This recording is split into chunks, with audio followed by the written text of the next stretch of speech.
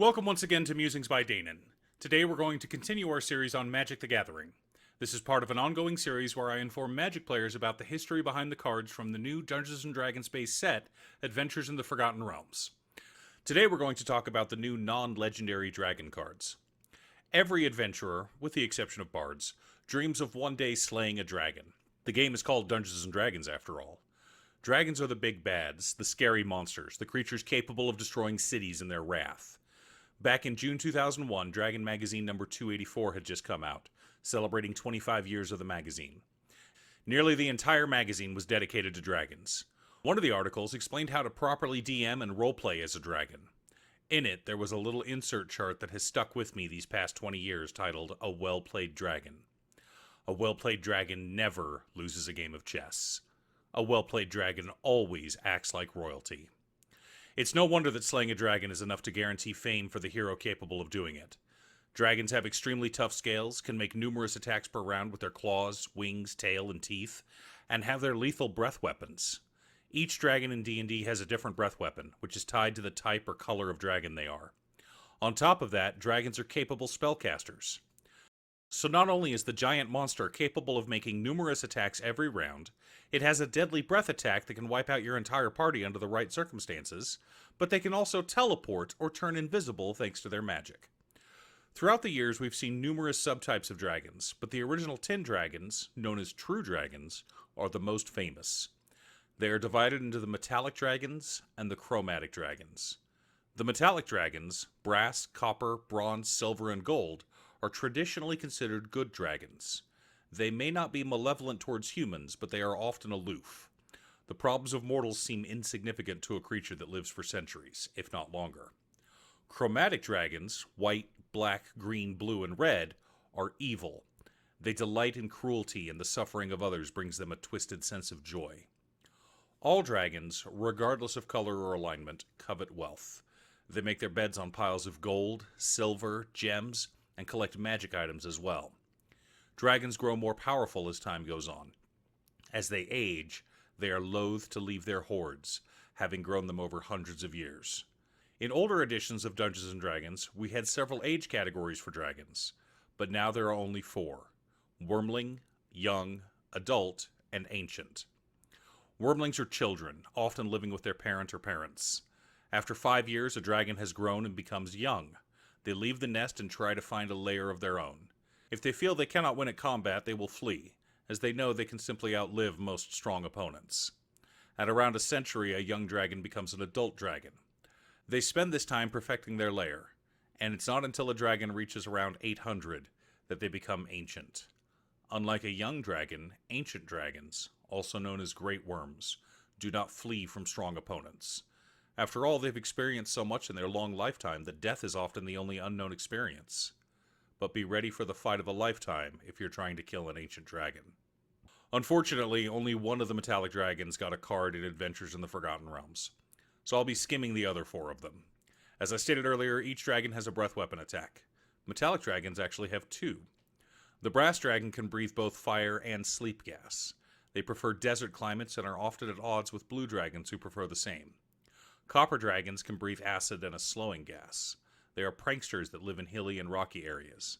They appreciate wit and a good joke and make excellent hosts to people who amuse them. Bronze dragons have a lightning breath and a repulsion breath, a cone of energy that forces people away from them. They are coastal dwellers who primarily eat fish and love to watch ships sailing by. They will sometimes sneak aboard ships to sate their curiosity or raid sunken ships for treasure. Silver dragons have a cold breath attack and a paralyzing gas attack. They are the friendliest of all dragons and will often assist people in need. Gold dragons are the largest and most powerful of the metallic dragons. They have a fire breath and a weakening gas breath. Their faces have spines that resemble whiskers, causing them to look like wizened and learned creatures, which of course they are. While silver dragons will assist those in need, gold dragons take it upon themselves to root out evil. They are also a friend to the innocent. A gold dragon will shapeshift into an animal and befriend a lost child, or take the form of a wandering merchant and patronize ailing but honest businesses. Chromatic dragons each got their own card in Adventures in the Forgotten Realms. I suppose WotC ran out of room and wanted to include cards other than just dragons, but I say that's blasphemy. The game is called Dungeons & Dragons after all. White dragons breathe a blast of cold air capable of freezing their opponents. They prefer to live in frozen wastelands, polar regions, or the tops of icy peaks. They are considered the dumbest of dragons, but do possess a feral intelligence. They know that foes who hunt them tend to be prepared with cold-resistant gear, so they wear down their foes with ambush tactics, especially during a blizzard. They focus on the pack animals, taking out the party's food and other supplies. They will spend days patiently picking off stragglers before finally engaging with the exhausted party. Black dragons breathe a concentrated acid spray. They have a wicked temper and are the most sadistic of all chromatic dragons. They will often wait for enemies to beg for mercy, pretend to give it to them, then brutally finish them off. They prefer to dwell in swamps far from civilization and are masterful swimmers. They use this to ambush enemies, often taking out the weakest members of the party first. Black dragons do this to not only bolster their ego, but to instill fear in their enemies. The treasure they prefer is that of fallen empires. The more civilizations they outlast, the greater their ego becomes. Green dragons breathe a toxic gas that leaves their foes' equipment intact, so they can take their leisure searching for loot. They are masters at misdirection and prefer to use illusion and enchantment magic. One of their favorite tactics is to cast Dominate Person on a solo traveler, instruct them to gather a party to slay the evil dragon, then have their pawn bring the unsuspecting adventurers into an ambush. They love forests and prefer to stay in more temperate climes. Unlike the breath attacks of most dragons, the lightning breath of a blue dragon travels in a straight line, but it should not be underestimated. It is still capable of knocking down a tower or killing most players in a single strike. Blue dragons prefer desert climates and claim vast territories as their own. When foes or prey enter the territory, they either ambush them from beneath the sands or from high overhead. Like white dragons, if faced with a strong enemy, blue dragons will destroy the water supply and let their foes weaken for a bit before going in for the kill. They like to collect anything that looks valuable, but are particularly fond of gems. The fiery breath of a red dragon is the stuff of legends. Capable of melting stone or steel, nothing is safe from their mighty flames.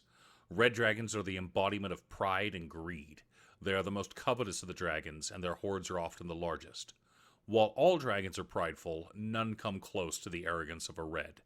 Because they are the largest and most powerful of the chromatic dragons, and they know it, they will often attack right out rather than wait in ambush. They like to crush their foes beneath their gargantuan size, then use their enormous wings to send lesser creatures flying. Well trained in their greed, a red dragon can often tell the value of any bauble down to the last copper.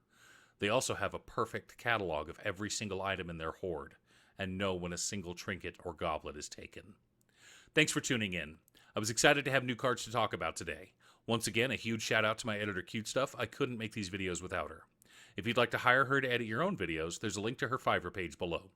Please like and subscribe for more content, and I'll see you all again next time.